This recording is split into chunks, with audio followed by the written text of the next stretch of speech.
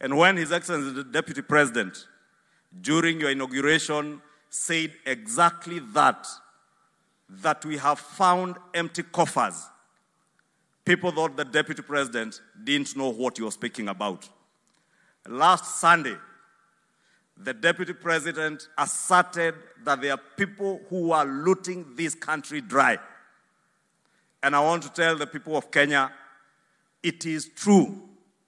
There are people who, using state capture, looted our country dry. The irony is that the same people are the same ones who are now telling us that our economy is in ruins and, Your Excellency, you should work on it.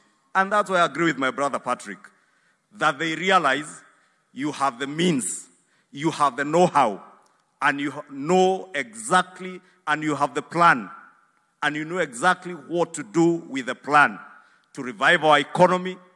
But we want to ask them, as the President and our Deputy President and his cabinet are busy rebuilding the economy that you destroyed, please stop sabotaging that work. Rais ameanza mikakati. As Pato said, the cost of living is a challenge in this country and indeed globally. And Your Excellency, we are confident that you have the know-how and you have the plan, and you know exactly what to do to bring the cost of living down.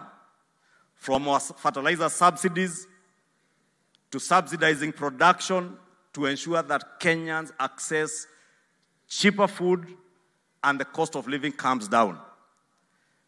But what is shocking, Your Excellency, is that those who were destroying our economy yesterday are now shouting at you, trying to intimidate you and your government. Ati tungoje sijui tarehe ngapi. Mimi nataka kuambia rais, hata usikose usingizi. Hiyo tarehe sijui ngapi itakuja, itafika, itapita, na wewe utaendelea na kazi yako kama rais wa Kenya.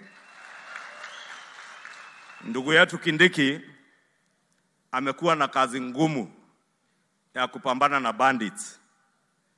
Wewe rais usijisumbue na wale economic bandits. Iko wale bandits wakato wrestling that are disturbing Kenyans, peaceful Kenyans in North Rift and other parts of Kenya.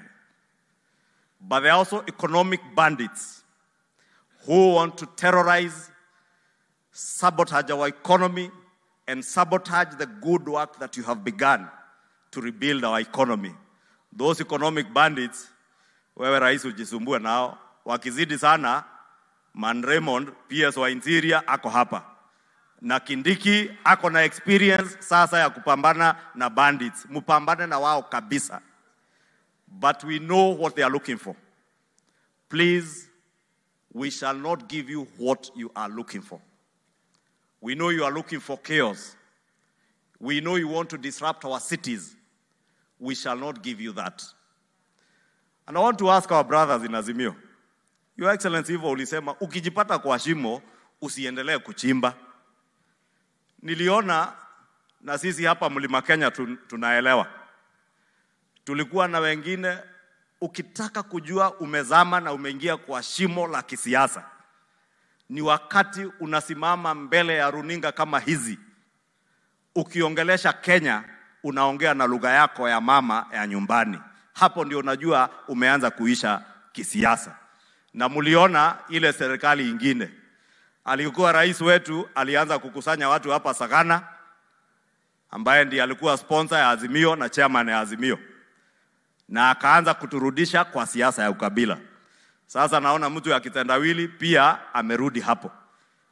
Amekopi ile mtindo ya kurudi nyumbani, kuongelesha watu lugha ya mama, kuambia venye watapigana na mawe. And I want to challenge our brothers, the lovely people of Nyanza. Please, it is only the people of Nyanza who can rescue themselves the way these people of the Mount Kenya region rescued themselves from the personality and cultish politics of leaders who want to take you back.